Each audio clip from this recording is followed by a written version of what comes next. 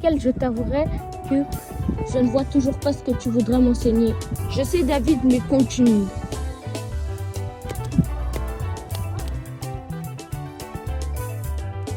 Tu vois ce que nous sommes en train de faire là? Oui. Nous sommes en train de donner une forme. Pour le faire, nous devons utiliser de l'eau. Oui, c'est normal.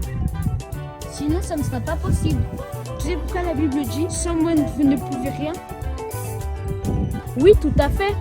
Sans Dieu, on ne peut rien faire. Bah, exactement.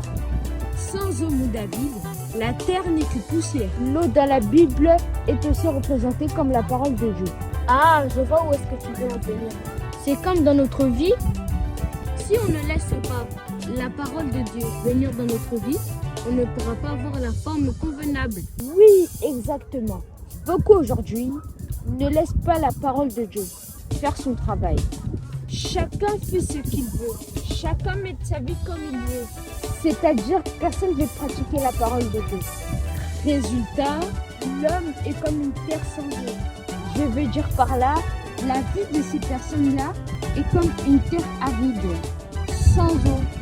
Or, souviens-toi, David, que Dieu avait donné la poussière comme nourriture à l'ennemi. Ah oui, je me souviens, dans Genèse chapitre 3, quand l'homme avait péché. Exactement, mon David.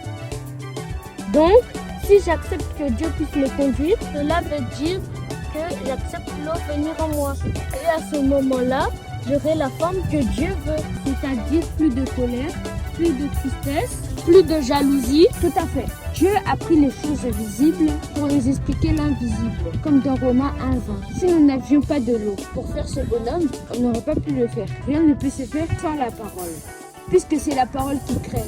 Gloire à Jésus.